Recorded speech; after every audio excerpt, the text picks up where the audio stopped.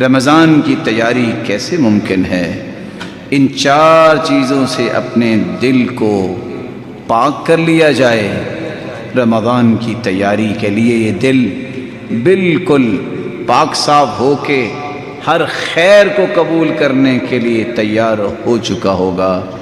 اللہ ذوالجلال کے پیغمبر نے امت کی اصلاح اس خوبصورت طریقے سے فرمائی۔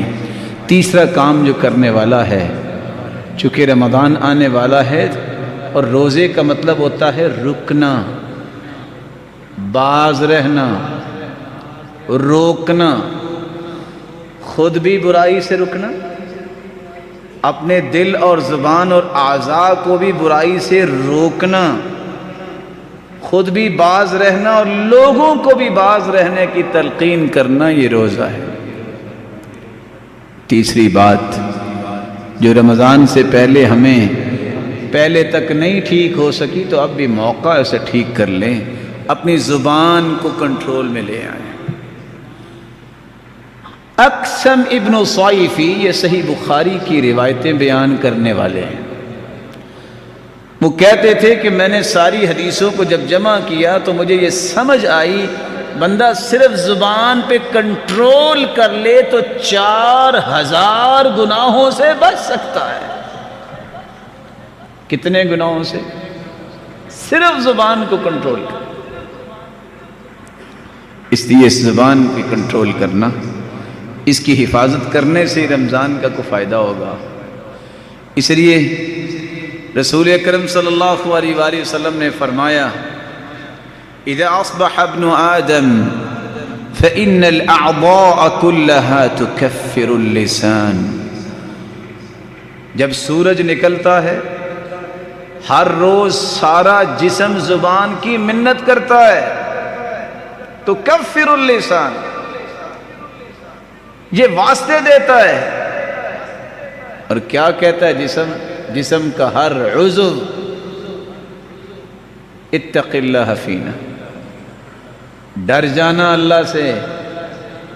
ان استقمت استقمنا وان اعوججت اعوججنا، اور زبان تو سیدھی رہی تو ہمیں بھی سیدھا رہنے کا موقع بھی ملے گا، ہم سزاؤں سے ہی بچ جائیں گے۔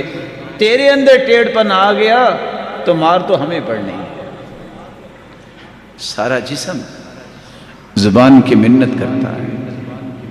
اللہ تعالیٰ نے اس لیے اس کو 32 تالوں میں رکھا ہے، اسی لیے زبان کو 32 تالوں میں رکھا ہے، اور 32 تالے پہلے لگائے، بعد میں 2 ہونٹوں کی شکل میں بڑے بڑے گیٹ بھی لگائے۔ آپ سوچ لیں جو 32 تالے توڑ کے نکلے اور بڑے بڑے گیٹوں کو پھلانگ کے نکلے، وہ پھر نقصان کتنا کرتا ہے۔ اس لیے تو نیک لوگ کہا کرتے تھے، ابھی اللہ نے اس کو بڑا نرم بنایا، ملائم بنایا، اگر زبان کو بھی دانت ہوتے تو کیا بنتا۔ اس لیے اس زبان کو کنٹرول کرنے کے لیے اللہ کے رسول صلی اللہ علیہ وآلہ وسلم نے فرمایا تھا، زبان کنٹرول ہی اس وقت ہوتی ہے جب انسان کا دل کنٹرول ہوتا ہے، جس کی بات میں نے پہلے کی۔ اگر انسان کا دل کنٹرول نہ ہو تو زبان کنٹرول ہوتی نہیں۔ لا يستقيم ایمان عبد حتى يستقيم قلبه، کسی بندے کا ایمان سیدھا نہیں ہو سکتا جب تک اس کا دل سیدھا نہ ہو۔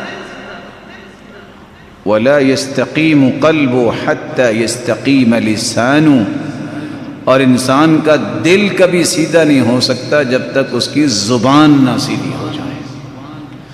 اور مطرف بن عبداللہ کہا کرتے تھے، صلاح القلب بصلاح العمل، جب تک بندے کے اعمال نہ ٹھیک ہوں اس کا دل ٹھیک نہیں ہو سکتا۔ وصلاح العمل بصحت النیہ، اور عمل اس وقت تک درست نہیں ہوتا جب تک اس کی نیت نہ درست ہو۔ ان 2 باتوں کو سامنے رکھتے ہوئے علماء کہتے ہیں، جب بندے کی نیت میں گڑبڑ ہو جاتی ہے، اس کا دل زخمی ہو جاتا ہے، قروح او جروح، اس کی بدنیتی کی وجہ سے خبث باطن کی وجہ سے اس کے دل پہ ایسے زخم آتے ہیں جس زخموں سے رسنے والا خون جو ہے اور وہ گرمی اور آگ جو ہے وہ زبان کے ذریعے نکلتی ہے. اس لیے زبان کی حفاظت یہ پوری زندگی کا مسئلہ ہے میرے پیارے بھائیوں. یہ صرف رمضان کا مسئلہ نہیں ہے. 4000 گناہوں سے بچنا چاہتے ہو تو زبان کو کنٹرول کر لو. اور زبان کے وار کتنے ہیں؟ اللہ اکبر. اگر آپ زبان کے واروں کی بات شروع کر دیں آپ حیران ہو جائیں گے کہ زبان سے کیسے کیسے وار ہوتے ہیں. ابن عبد البر کہتے ہیں حدیث میں جو الفاظ آئے ہیں کہ بہترین وہ مسلمان ہے من سلم المسلمون من لسانہ و یدہ. اصل مومن وہ ہے جس کے زبان اور ہاتھ سے لوگ محفوظ رہیں، امن میں رہیں، سلامتی میں رہیں. ابن عبد البر فرماتے ہیں اللہ کے رسول کے فرمان کو سمجھنے سے پتہ چلتا ہے کہ ایک اچھا بھلا بندہ اس کو کوئی زبان نکال کے دکھا دے تو یہ ہاتھ کی مار سے زیادہ مار لگتی ہے.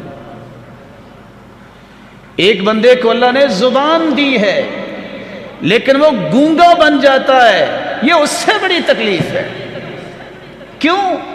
یہی تو اشرف المخلوقات بننے کی ایک نشانی ہے. وگرنہ زبانیں تو بھینس کی انسان سے لمبی ہوتی ہیں لیکن وہ اپنا ما فی الضمیر بیان نہیں کر سکتا، وہ حق کی بات نہیں کر سکتا.